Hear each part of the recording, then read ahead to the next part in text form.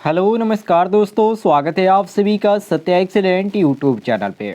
आज के वीडियो में हम पढ़ने वाले हैं सिंक्रोनस मोटर और सिंक्रोनस मोटर से संबंधित मैंने बहुत सारे यहाँ पर क्वेश्चन कवर किया है, जैसे कि आप यहाँ पर देख सकते हैं। और यदि आप इसका पीडीएफ भी डाउनलोड करना चाहते हैं तो इस वीडियो के डिस्क्रिप्शन में आपको लिंक दिया गया है पीडीएफ का, आप वहाँ से जाकर आसानी से पीडीएफ भी डाउनलोड कर सकते हैं। तो चलिए आज का क्वेश्चन शुरू करते हैं। पहला क्वेश्चन इसमें पूछा गया है कि निम्न में से किस स्थिति में एक 3 चरण तुल्यकालिक मशीन संधारित्र के रूप में काम करती है। तो देखिए दोस्तों, अत्यधिक जो उत्तेजन होता है जिसको हम ओवर एक्साइटेड बोलते हैं, उसकी अवस्था में एक 3 जो चरण तुल्यकालिक मशीन होती है संधारित्र के रूप में कार्य करती है। और इस स्थिति में इस मोटर से कोई भी यांत्रिक जो भार होता है वो नहीं जुड़ा रहता है। इसे सिंक्रोनस कंडेंसर या कैपेसिटर के भी नाम से जाना जाता है। तो यहाँ पर क्वेश्चन के अनुसार जो सही हो जाता है ऑप्शन नंबर डी बिल्कुल करेक्ट आंसर हो जाता है, अत्यधिक उत्तेजित। तो डी ऑप्शन क्वेश्चन के अनुसार हम करेक्ट आंसर मारेंगे। अगले क्वेश्चन पे आते हैं, जिसमें अगला क्वेश्चन यहाँ पर पूछा गया है। क्वेश्चन थोड़ा सा यहाँ पर सवाल टाइप का है, जो कि मैंने इसको कवर किया है। जिसमें क्वेश्चन यहाँ पर पूछा जा रहा है कि यदि पोलो की आवृत्ति संख्या और लोड टार्क को आधा कर दिया जाए तो 3 फेज 4 पोल 50-60 तुल्यकालिक मोटर की घूर्ण गति क्या होगी। ये आपका क्वेश्चन मोस्ट इंपॉर्टेंट क्वेश्चन है। और यदि आपसे ऐसे क्वेश्चन पूछ दिया जाए तो आप कैसे सॉल्व करेंगे। सबसे पहले तो आप ध्यान दीजिए, इसमें आपको दिया क्या गया है। तो यहाँ पर देख सकते हैं, इसमें 3 फेज में पूछ रहा है कि जो पोलो की संख्या है वो 4 है, मतलब कि P का मान कितना दिया गया है, 4 दिया गया है। और 50-60 दिया गया है। फ्रीक्वेंसी का मान, तो F का मान कितना दिया गया है, 50 दिया गया है। तो हम यहाँ पर एक सूत्र का इस्तेमाल करेंगे और उसी सूत्र पे हम इसको आसानी से सॉल्व कर देंगे। सूत्र हमारा होता है NS बराबर 120 F/P होता है। ये हमारा सूत्र होता है इसका। तो अब इसी सूत्र पे हमको लगाना है। 120 अपने जगह पर रहेगा, फ्रीक्वेंसी का मान 50 रख देंगे। तो 120 गुणे फ्रीक्वेंसी का मान कितना है, 50 है, बटे पोलो की संख्या कितना है, तो पोलो की संख्या यहाँ पर 4 दिया गया। अब इसको सॉल्व कीजिए। तो यहाँ पर अब इसको सॉल्व करेंगे तो कितना आ जाएगा, तो 120 गुणे 50 अपान यहाँ पर 4 है। तो ये आपका जो कटने लायक है उसको कटा दीजिए। तो इसको आप जब कटाएंगे तो ये आपका कितना आ जाएगा, 30 गुणे 50, ठीक है, बराबर 1500 RPM आ जाएगा। अब ये जो आपका आ गया 1500 RPM, तो ये हमारा जो सही हो जाता है ऑप्शन में, option number D correct answer हो जाता है। डी ऑप्शन हम करेक्ट आंसर मारेंगे। अगले क्वेश्चन पे आते हैं, जिसमें अगला क्वेश्चन यहाँ पर पूछा गया है कि इनमें वृद्धि के साथ एक तुल्यकालिक मोटर के आकार में कमी होती है। मतलब कि कौन सी वो चीज़ है जिसमें से वृद्धि के एक तुल्यकालिक मोटर के आकार में कमी होती है, जैसे कि स्पीड में या अशुद्ध शक्ति रेटिंग में या फ्लक्स घनत्व में या सभी में। तो दोस्तों आप हमेशा ध्यान रखिएगा, फ्लक्स के घनत्व में वृद्धि के साथ साथ तुल्यकालिक जो मोटर होता है उसके आकार में कमी होती है। अब रीजन क्या है इसका, तो देखिए मशीन में फ्लक्स का जो नियत होना यही इसका सबसे बड़ा रीजन है। अर्थात जो आपका होता है B बराबर φ/A होता है, ये सबसे बड़ा रीजन है। तो यहाँ पर क्वेश्चन के अनुसार जो सही हो जाता है option number C option correct answer हो जाता है। अगले क्वेश्चन पे आते हैं, जिसमें अगला क्वेश्चन यहाँ पर पूछा गया है कि हाइड्रोइलेक्ट्रिक पावर स्टेशन में किस प्रकार के टरबाइन का उपयोग किया जाता है।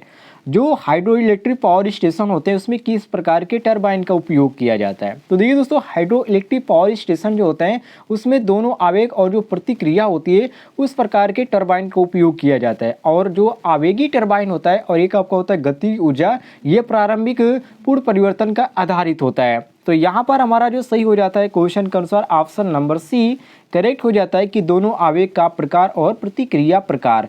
तो यहाँ पर आपका सी ऑप्शन क्वेश्चन के अनुसार करेक्ट आंसर हो जाता है। सी ऑप्शन हम करेक्ट मारेंगे।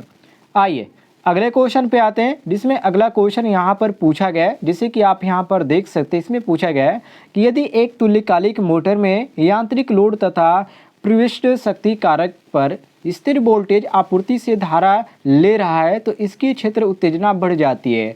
तो इसकी शक्ति कारक क्या होगी, वो भी बढ़ जाएगी, मतलब कि ज़्यादा हो जाएगी या कम हो जाएगी या सभी विकल्प सही है या स्थिर रहेगी। तो देखिए दोस्तों, एक तुल्यकालिक मशीन या मोटर बोले तो यांत्रिक लोड से ले जा रहा है, तो परिवेष्टित जो शक्ति होगी उस कारक का स्थिर जो वोल्टेज होगा वो आपूर्ति से धारा ले रहा है, तो इसकी जो क्षेत्र उत्तेजना होगी वो बढ़ जाएगी, तो इसकी शक्ति कारक कम हो जाएगी। तो यहाँ पर हमारा जो सही हो जाता है क्वेश्चन के अनुसार ऑप्शन नंबर बी बिल्कुल करेक्ट आंसर कम हो जाएगी। तो बी ऑप्शन क्वेश्चन के अनुसार हम करेक्ट आंसर मारेंगे। आइए अगले क्वेश्चन पे आते हैं, जिसमें अगला क्वेश्चन यहाँ पर पूछा गया है कि एक तुल्यकालिक मोटर संचालित होती है केवल पश्चिगामी शक्ति गुणांक पर या पश्चिगामी अग्रगामी और इकाई शक्ति गुणांक पर या केवल अग्रगामी शक्ति गुणांक पर या इनमें से कोई नहीं। तो देखिए दोस्तों, ये भी आपका इंपॉर्टेंट क्वेश्चन है। देखिए, एक तुल्यकालिक जो मोटर होता है पश्चिगामी अग्रगामी और इकाई शक्ति गुणांक पर संचालित होता है, और तुल्यकालिक जो मोटर होता है उसके उत्तेजन को बदलकर शक्ति गुणांक को क्या करता है, अग्रगामी इकाई व पश्चिगामी किया जाता है। तो यहाँ पर क्वेश्चन के अनुसार जो हमारा सही हो जाता है ऑप्शन नंबर बी बिल्कुल करेक्ट आंसर हो जाता है। बी ऑप्शन हम करेक्ट आंसर मारेंगे। आइए अगले क्वेश्चन पे आते हैं, जिसमें अगला क्वेश्चन यहाँ पर पूछा गया है, जैसे कि आप यहाँ पर देख सकते हैं। इसमें कहा जा रहा है कि एक तुल्यकालिक मशीन की तुल्यकालन शक्ति क्या होती है, तुल्यकालिक रिएक्टेंस के सीधे अनुपातिक होती है या तुल्यकालिक रिएक्टेंस के बराबर होती है या तुल्यकालिक रिएक्टेंस के विपरीत व्युत्पन्न होती है या इनमें से कोई नहीं। तो देखिए दोस्तों, एक तुल्यकालिक मशीन की तुल्यांकन जो शक्ति होती है तुल्यकालिक रिएक्टेंस के विपरीत अर्थात व्युत्क्रम होती है, अर्थात 3 फेज की जो कुल तुल्यकालिक शक्ति होती है वो आपका PS जो Y होता है उसमें आपका 3E साइन ओमेगा अपान XS के क्या होती है, ये आपका होता है अनुपातिक। तो यहाँ पर क्वेश्चन के अनुसार जो सही हो जाता है ऑप्शन नंबर सी बिल्कुल करेक्ट आंसर हो जाता है। सी ऑप्शन हम करेक्ट आंसर मारेंगे। आइए अगले क्वेश्चन पे आते हैं, जिसमें अगला क्वेश्चन यहाँ पर पूछा गया है, बहुत इजी क्वेश्चन है, जिसमें कहा जा रहा है कि तुल्यकालिक गति का समीकरण क्या है। जो तुल्यकालिक गति का समीकरण है वो क्या है, वो आपका होता है NS बराबर, मैंने आपको इसी पर एक सूत्र बताया था और सवाल भी बताया है। इसका सूत्र होता है NS बराबर 120 F/P होता है, ठीक है, जिस पर मैंने आपको सवाल भी लगाया है। तो जो लोग उसको ध्यान दिए होंगे आसानी से इसको समझ सकते हैं। तो यहाँ पर क्वेश्चन के अनुसार जो आपका सही हो जाता है ऑप्शन नंबर ए बिल्कुल करेक्ट आंसर हो जाता है, क्योंकि यहाँ पर NS बराबर 120 F/P यहाँ पर सेफ यहाँ पर मैच कर रहा है। चलिए अगले क्वेश्चन पे आते हैं, जिसमें अगला क्वेश्चन यहाँ पर पूछा गया है, खाली स्थान पहले है कि नियत गति मोटर है इसमें से कौन सी, जैसे कि सिंक्रोनस मोटर या सिंक्रोज मोटर या इंडक्शन मोटर या यूनिवर्सल मोटर। तो देखिए दोस्तों, सिंक्रोनस मोटर नियत गति मोटर होता है, सभी इसको ध्यान से देख लीजिएगा, और ये लोड परिवर्तन में क्या करता है, इसकी गति का किसी भी प्रकार का प्रभाव इस पर नहीं डालता है। तो यहाँ पर जो हमारा सही हो जाता है क्वेश्चन के अनुसार ऑप्शन नंबर ए बिल्कुल करेक्ट आंसर हो जाता है। ए ऑप्शन हम करेक्ट आंसर मारेंगे।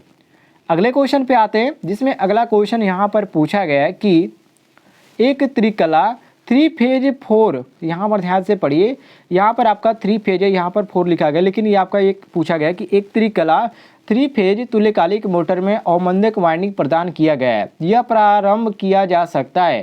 तो यहाँ पर आपको बहुत सारे ऑप्शन देखने को मिल जाते हैं, लेकिन यहाँ पर आपका भी सही हो जाता है कि त्रिकला पिंजरी प्रेरण मोटर के रूप में, क्योंकि एक त्रिकला जो तुल्यकालिक मोटर होता है उसमें अवमंदक जो वाइंडिंग होती है वो प्रदान किया गया है, और प्रारंभ में त्रिकला जो पिंजरी प्रेरण मोटर होता है उसके रूप में ऐसा किया जा सकता है। तो यहाँ पर क्वेश्चन के अनुसार जो हमारा सही हो जाता है ऑप्शन नंबर बी अर्थात त्रिकला पिंजरी प्रेरण मोटर के रूप में।